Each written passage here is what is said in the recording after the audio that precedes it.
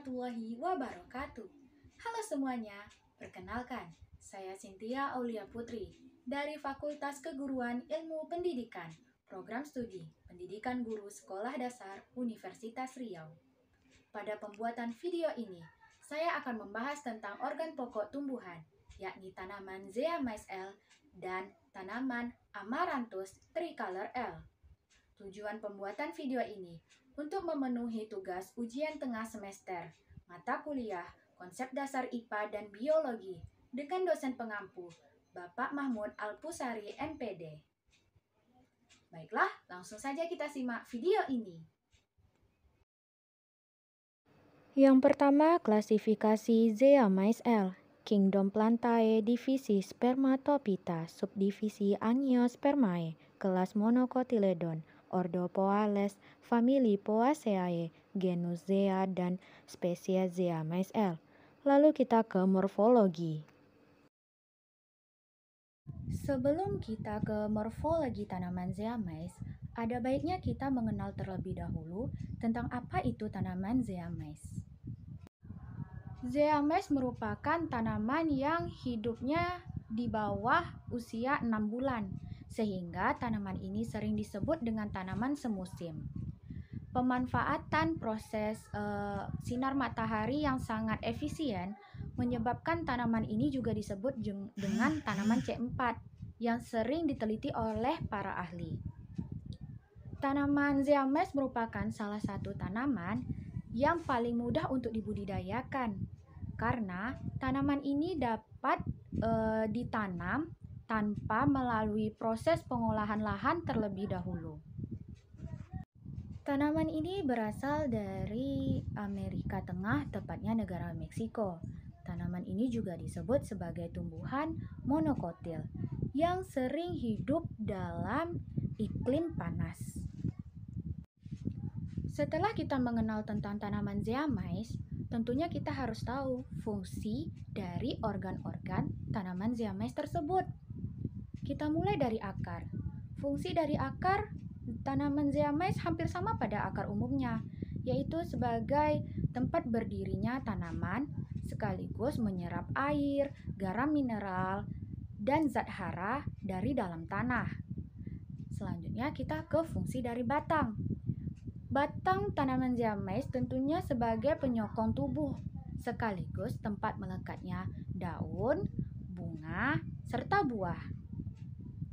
Fungsi dari daun tanaman Zea mays sama dengan daun pada umumnya, yaitu tempat klorofil, tempat berfotosintesis suatu tanaman. Pada bunga tanaman Zea mays terdapat bunga jantan sekaligus bunga betina, sehingga dia disebut sebagai bunga sempurna. Pada buah tanaman Zea mays, buah pada tanaman Zea mays berbentuk biji dan berwarna kuning yang kita kenal pada saat ini. Zea mays L memiliki beberapa jenis sesuai dengan ciri dan karakteristik dari jenis tersebut. Yang pertama, jagung tepung. Dijadikan sebagai bahan pembuatan tepung maizena, di mana tepung maizena ini banyak dicari oleh orang-orang untuk mengolah bahan makanan. Selain dijadikan sebagai tepung maizena, juga dijadikan sebagai pengganti tepung tapioka dan tepung terigu. Nah, biji jagung, dalam biji jagung terdapat endosperma yang dapat menghasilkan pati lunak.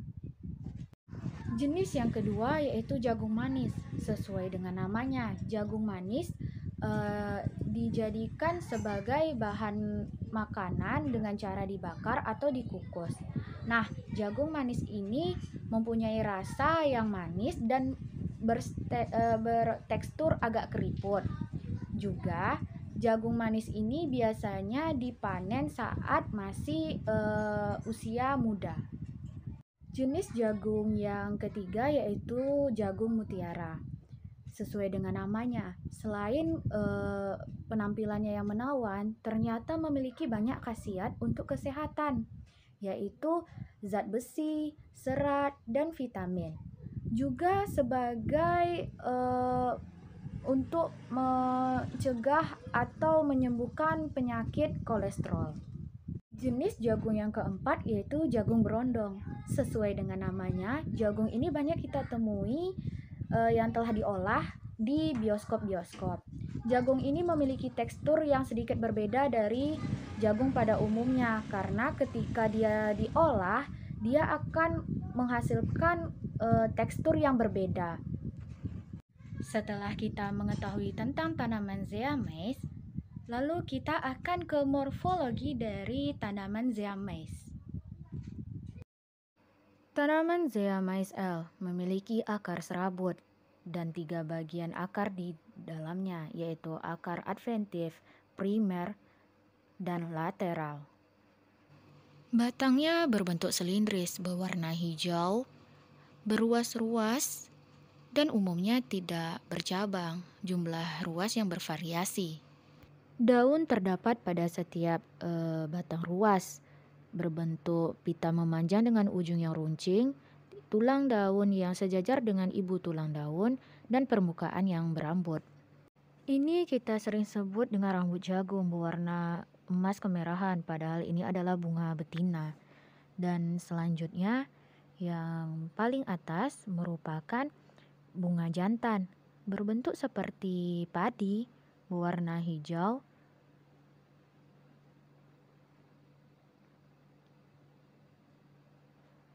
Lihat, seperti bulir padi bukan?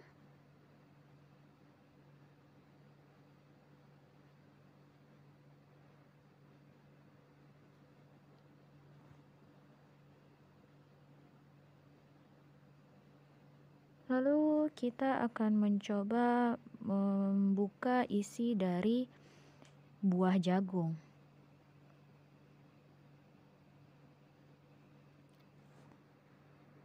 Yang sedang saya berusaha buka ini namanya daun kelobot yang melindungi biji dan organ reproduksi pada bunga betina.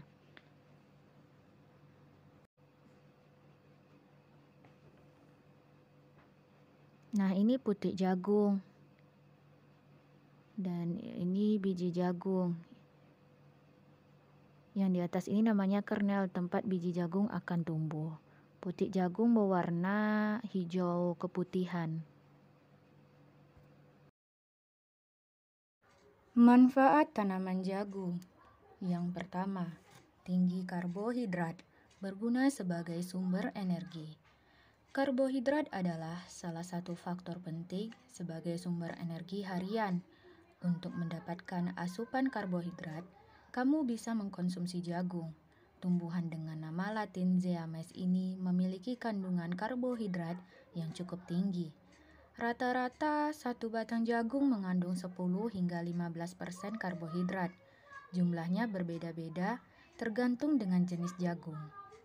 Jenis karbohidrat yang terdapat di dalam jagung adalah karbohidrat kompleks, sehingga dapat memberikan rasa kenyang yang lebih lama.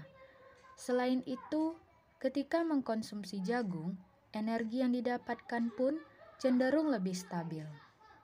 Yang kedua, kandungan serat di dalamnya baik untuk pencernaan.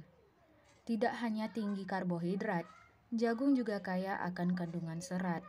Di dalamnya jagung terdapat 2 jenis serat, yaitu serat larut dan tidak larut. Serat larut yang ada pada jagung mampu menutup penyerapan kolesterol. Selain itu, mengkonsumsi jagung juga dapat melancarkan buang air besar, mencegah masalah sembelit, wasir, hingga mengurangi resiko penyakit kanker usus. Yang ketiga, kaya protein, baik untuk pembentukan tulang dan otot. Pembentukan otot dan tulang yang kuat sangat dipengaruhi oleh asupan protein. Jagung juga merupakan salah satu bahan makanan yang mengandung protein. Selain itu, jagung juga mengandung mineral seperti magnesium, zat besi, dan fosfor. Semua kandungan tadi sangat diperlukan untuk kesehatan tulang. Terpenuhinya kebutuhan protein dan ketiga zat tadi sangat diperlukan untuk mencegah kerusakan atau tulang retak saat tua nanti. Yang keempat, vitamin pada jagung dapat membantu menurunkan kolesterol LDL. Jagung memiliki kandungan vitamin C, karotenoid, dan bioflavonoid. 3 kandungan tersebut sangat bermanfaat untuk menjaga kesehatan jantung. Mengkonsumsi jagung secara rutin dapat membantu mengendalikan kadar kolesterol di dalam darah. Tidak hanya itu, kandungan di dalam jagung juga bermanfaat untuk mengurangi kolesterol di dalam tubuh. Yang kelima, jagung memiliki sifat anti kanker. Kanker adalah salah satu penyakit yang mematikan. Untuk mencegahnya, kamu bisa mengkonsumsi makanan yang sehat dan memiliki sifat anti kanker seperti jagung. Beberapa penelitian membuktikan bahwa kandungan antioksidan yang ada di dalam jagung dapat berguna untuk melawan kanker.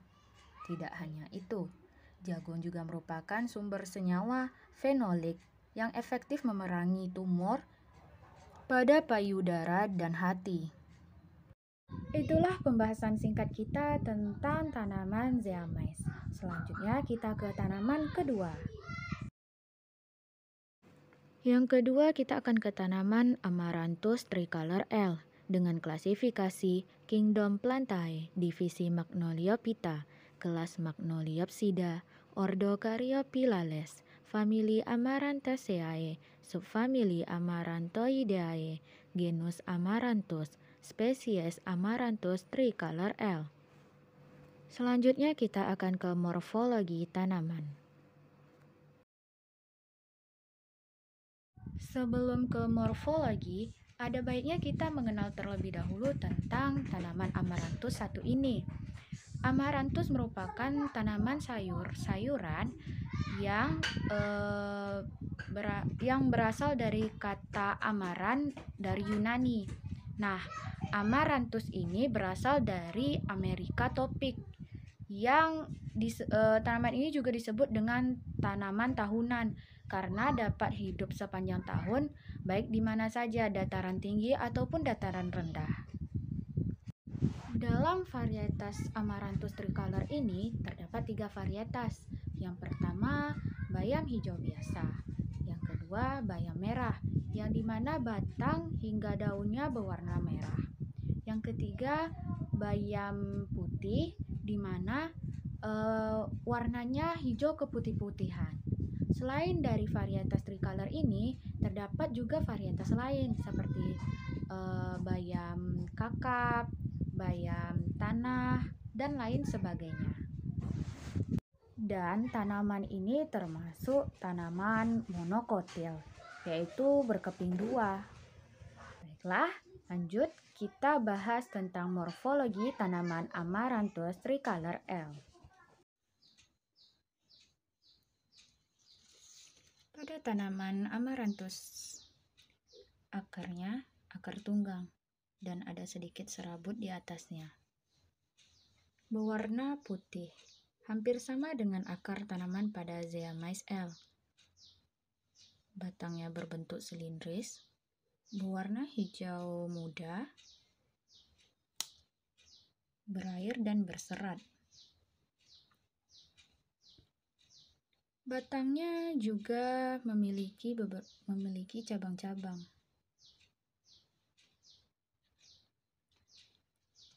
Daunnya berwarna hijau tua, berbentuk bulat memanjang, dengan tulang daun yang terlihat, dan pinggiran yang bergelombang.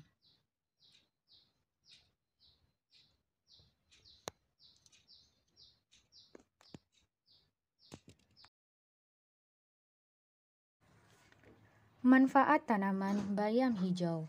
Yang pertama, mencegah stres oksidatif. Radikal bebas adalah produk sampingan dari metabolisme. Keduanya dapat menyebabkan stres oksidatif yang memicu penuaan yang dipercepat dan meningkatkan resiko kanker dan diabetes. Namun demikian, bayam mengandung antioksidan yang dapat melawan stres oksidatif dan membantu mengurangi kerusakan yang ditimbulkannya. Yang kedua, menjaga kesehatan mata. Bayam kaya akan zeaxanthin dan lutein, yang merupakan karotenoid yang bertanggung jawab atas warna pada beberapa sayuran. Mata manusia juga mengandung pigmen ini dalam jumlah tinggi, yang melindungi mata manusia dari kerusakan yang disebabkan oleh sinar matahari. Yang ketiga, mencegah kanker. Bayam mengandung dua komponen, mGDG dan sQDG, yang dapat memperlambat pertumbuhan kanker.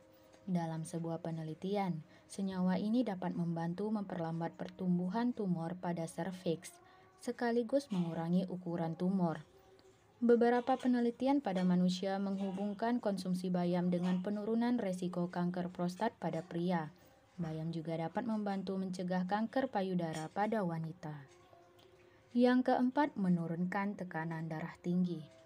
Bayam mengandung nitrat dalam jumlah tinggi, yang telah terbukti membantu tingkat tekanan darah sedang dan menurunkan resiko penyakit jantung. Yang kelima, menjaga kesehatan otak. Efek antiinflamasi pada bayam dapat melindungi otak dari kerusakan. Dalam sebuah penelitian, para peneliti melacak pola makan dan kemampuan kognitif lebih dari 950 orang dewasa yang lebih tua selama sekitar 5 tahun. Mereka melihat penurunan yang signifikan dalam tingkat penurunan kognitif di antara mereka yang mengkonsumsi lebih banyak sayuran berdaun hijau.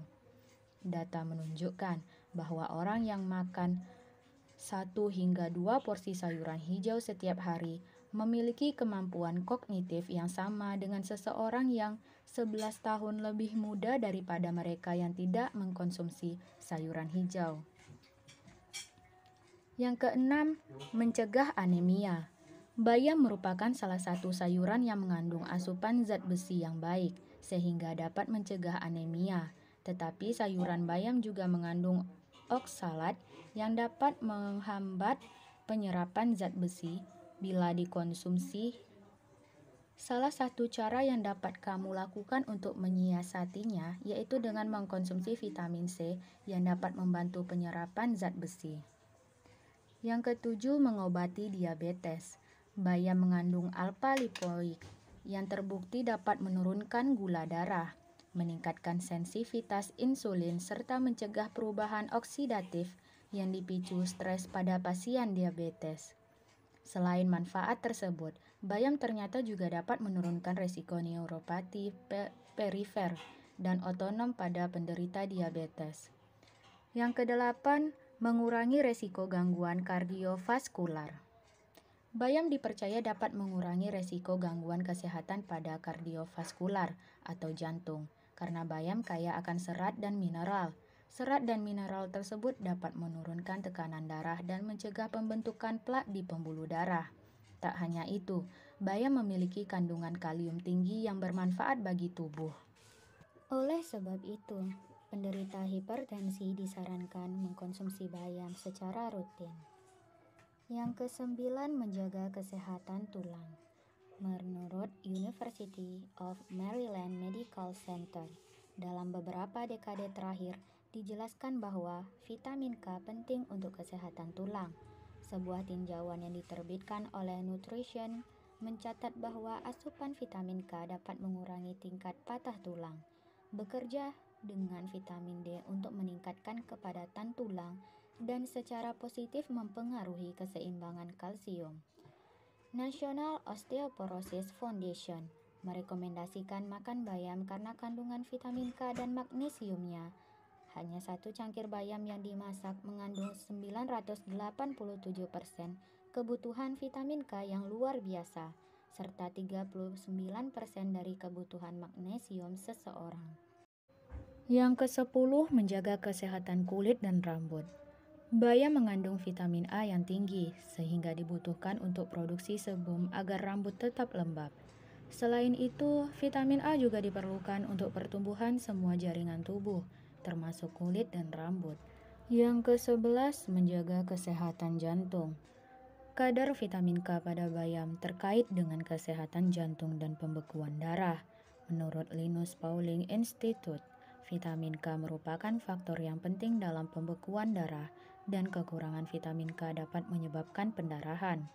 Ada juga dugaan bahwa vitamin K dapat mengurangi resiko penyakit jantung, karena tanpanya, mekanisme yang menghentikan pembentukan klasifikasi pembuluh darah dapat menjadi tidak aktif. Yang ke-12, menjaga kesehatan kehamilan. Mengkonsumsi bayam di masa kehamilan dapat membantu menjaga kesehatan ibu hamil, karena bayam mengandung asam folat. Diketahui, asam folat dapat membantu mencegah cacat tabung saraf pada bayi. Bayam dapat membantu meningkatkan asupan asam folat pada ibu dengan 66% dari kebutuhan folat harian. Sekian pembahasan saya tentang organ pokok tumbuhan. Tentunya, dalam pembuatan video ini, saya masih memiliki banyak kesalahan. Dan semoga video ini dapat bermanfaat bagi teman-teman semuanya. Wassalamualaikum warahmatullahi wabarakatuh.